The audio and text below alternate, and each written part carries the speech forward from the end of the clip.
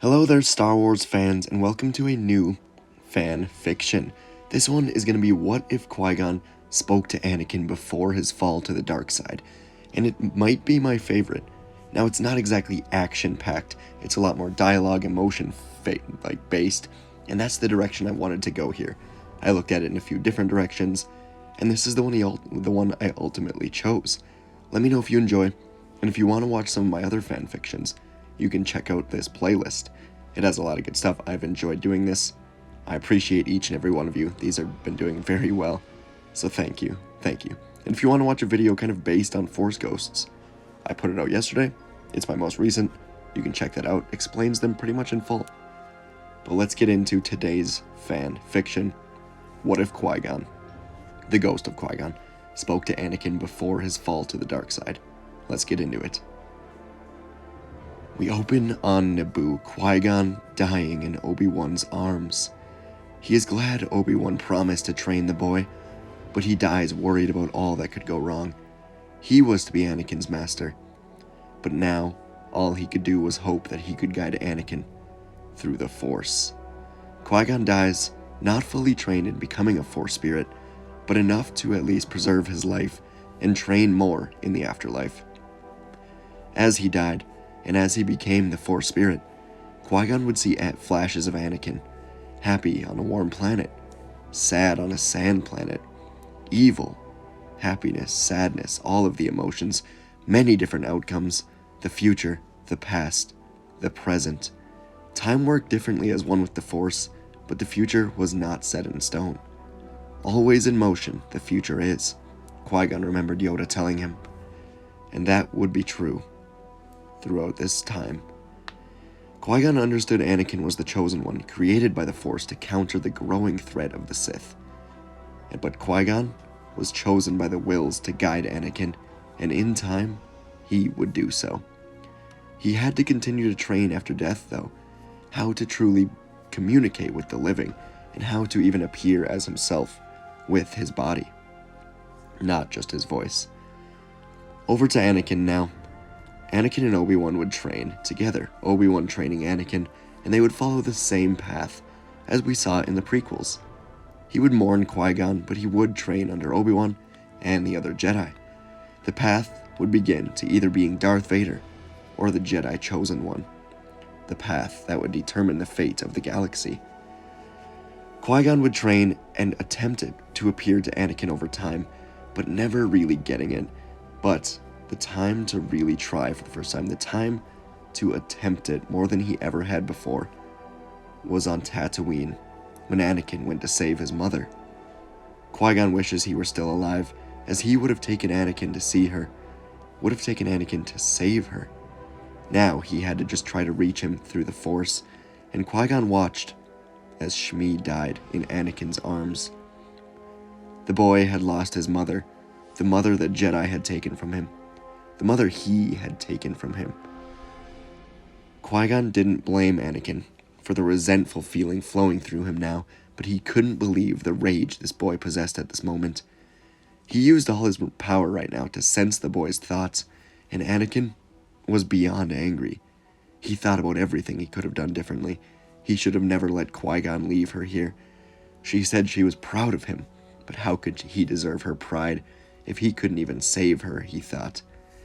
Anakin sat there confused, angry, and empty, and Qui-Gon just could not quite reach him. He ignited his lightsaber and strode to the Tuskens, determined to kill each and every one of them. Anakin opened the hut and began to slaughter the Tusken Raiders. Qui-Gon tried once more, yelling to him, "Anakin! Anakin! No!" But Anakin did not hear him, as he killed all the Raiders. No, Qui-Gon thought. He either heard but didn't recognize him, or ignored him. Qui-Gon could feel that he had a breakthrough, but Anakin had ignored him. Anakin had slaughtered the entire camp. Qui-Gon had more training to do. He would reach him. He was determined. And after years, war raged on in the galaxy, and it had come to a crucial point. Qui-Gon once again reached out to Anakin. This time, he was alone in the council chambers. The boy had been through hell at such a young age. He was the face of a war he didn't want to fight, and was now forced to choose between the Jedi, who clearly didn't trust him, and the only man he thought capable of saving the only thing he loved. But it was a Sith Lord. He needed a guide. Anakin needed someone who wasn't on either side of this war, someone he could just talk to. And a tear streamed down his eye. He began to feel a comforting presence. A presence Anakin hadn't felt since he was just a boy. When he met, and his thoughts cleared, and he thought, Padme. He felt, Padme. This was all about her. He had to go to Palpatine's office. His thoughts focused only on Padme. Qui-Gon thought for a moment as Anakin prepared to leave the council. This may be his final shot before Anakin succumbs to the dark side, closing himself from Qui-Gon. He had spent the last few years training to complete his training as a Force spirit, but he'd never manifested himself before. It was now or never. Anakin reached the doors of the council chambers, about to burst into a sprint, when a familiar voice stopped him in his tracks. The voice of the man Anakin had truly felt. Anakin, hear me, Qui-Gon spoke. Anakin paused, almost afraid to turn around. Master Qui-Gon was dead. What kind of sick Jedi trick is this? Anakin asked. No trick, Anakin. I am here because I was chosen by the Force, much like you were chosen. I sense great conflict within you, and I understand. Believe me, you are not sure of who to trust. The Jedi Council has fallen from their ways, but trusting a Sith Lord is a path to destruction for all that you love, Qui-Gon told him. Anakin was still confused and conflicted, but he responded, almost angrily, He's the only one that's truly been there for me. The Jedi treat me like a droid. I've needed you. Where have you been this whole time? My mother, the war. And Qui-Gon responded, I was there late on that night, on Tatooine, Anakin. You know it to be true. You chose not to hear me, whether intentional or not. So I trained as much as I could in order to reveal myself, in order to reveal that I truly am here with you, Qui-Gon said to him. Master, he is the only one that can save Padme from dying. The Jedi, they cannot help me, Anakin said. Yet here I stand, talking to you despite death, a power only a light side user can achieve, a power you can achieve. Surely Sidious didn't tell you about this, and surely he didn't tell you your wife doesn't die because of childbirth. She dies because she is without Anakin Skywalker, the Jedi. I have seen futures, Anakin. I've seen it all. You must not fall to the dark side. Qui-Gon could almost feel Anakin calming down, centering himself to balance. So he spoke once more, using the last bit of energy in the Force that he had. You have grown strong and powerful, just as I imagined. Do you believe you are the chosen one? Anakin looked at him. How can I know? And Qui-Gon responded again. I can tell you what I believe, Anakin, that you will bring balance to the Force, that you will save the universe. Remember your training. Remember what I taught you. Trust your instincts. And Qui-Gon began to fade away, as Anakin pleaded with him not to go. And after a moment, Anakin stood up, no longer filled with confusion, hatred, grief, and sadness, but rather balanced in the Force. The Jedi could survive after death. That was more than he'd ever truly seen from the Sith. And what Qui-Gon said about Padme. She dies if Anakin dies. So he rushed to his speeder, determined to do what was necessary, determined to trust his instincts. He could feel the raw power in the office of the Chancellor as Anakin flew over there, and through the window he saw the bodies of 3 Jedi, while the flash of red and purple was unlike anything he'd seen before. Sidious and Mace battled, too focused on their duel to feel Skywalker arrive, and Mace cornered Sidious into the window, holding his lightsaber to his neck. The oppression of the Sith will never return. You are under arrest, my lord. Anakin rushed in now to see this all playing out, and Sidious looked over, speaking to him. Anakin, you see, the Jedi are taking over. Save me. Save the one that you love." Anakin stood there, stone cold balanced, unsure of what to do. "Don't listen to him, Anakin. He's too dangerous to be left alive." And Mace raised his saber for the kill. This was it, the moment that could change everything. In Anakin's mind, there were a million ways this could play out, but he simply had to trust his instincts, the earliest lesson he'd ever received from Master Qui-Gon. As Mace prepared to strike, Anakin did what he had to do. He used the Force to push Mace backwards, and Palpatine laughed maniacally and began to shoot electricity at him with great power, but Mace was able to block it as he still had his saber. Anakin hadn't cut his arm off, but rather just pushed him backwards, and at this moment, as Sidious was shooting lightning at Mace, thinking he had won over Anakin, Anakin ignited his own blue saber and quickly sliced through both hands of Sidious, cutting them clean off and stopping the lightning. Sidious went through every emotion in a matter of seconds, but then turned to Anakin, vying for a new plan. "Good, Anakin, good. Give in to your hatred. Strike me down and become the most powerful Sith the galaxy has ever known."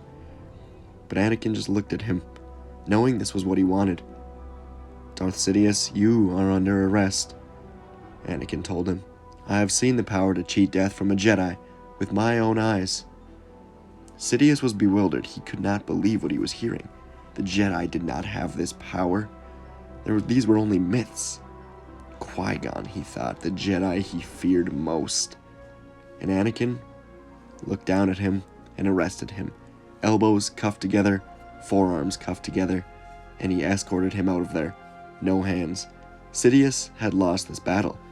At this point, there was no reason to create any force storm or attempt to escape. The Jedi had him, and he would stand trial.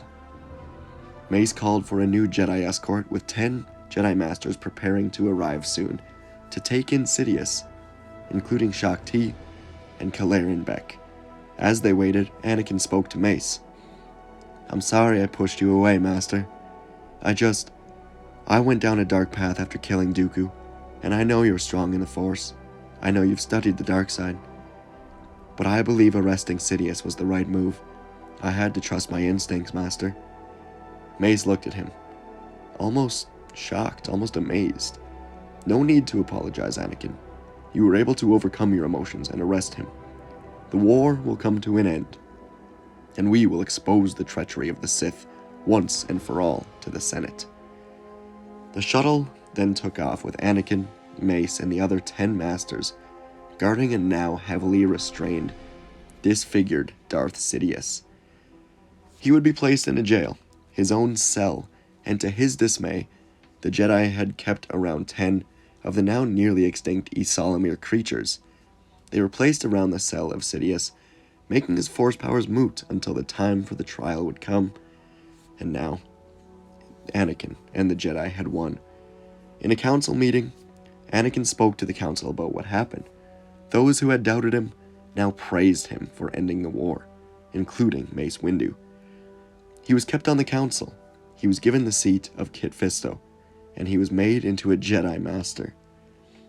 Anakin was determined to lead the Jedi Order, with Qui-Gon as his true guide, make things the way they needed to be, to better recognize the darkness that will always rise back up, and to rid the Jedi of their arrogance.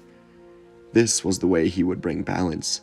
He didn't have to eliminate all the Jedi, he didn't have to eliminate the Sith, merely make the light side balanced. He would tell only Yoda, Mace, and Obi-Wan about his time with Qui-Gon, and Yoda would believe him wholeheartedly. After all, Yoda confided he had heard him on that fateful night that Anakin's mother had died. And Padme, she would give birth to twins on Naboo. The Jedi were struggling with Anakin having a wife and children, but they were attempting to change their ways from their dogmatic style in the Clone Wars. All was seemingly happy for Anakin. All was going well. He was the chosen one. He had brought balance. He had stopped the Sith. But he had not killed the Sith. Palpatine sat in his cell, fully restrained, waiting patiently for the trial. The Jedi had won this battle, but they were foolish to believe this was over. Soon it would be them begging for mercy, and he would kill the Chosen One. That's where we're going to end it today. Maybe I'll do a part 2 someday. I've got plans for how Palpatine could still get out of this, still cause chaos. After all, we haven't even seen Order 66. There are things up his sleeve, but that's where we're going to end it today, with Anakin speaking to Qui-Gon, and Anakin following his instincts, and Qui-Gon kind of fulfilling what I think his destiny could have been, and helping the Chosen One. Let me know what you thought of the whole thing. I love doing these. They're a ton of fun. I've maybe got a potential, like, what if trilogy coming up. What if the Yuzong Vong kind of invaded during the Clone Wars, so that might, maybe not for a while, but that's something I've got planned from a great comment I saw recently. But anyways, please do consider subscribing. It helps the channel a ton, especially if you do leave a like and a comment. And I appreciate you all. Thank you very much from the bottom of my heart, and I will see you all in the next video.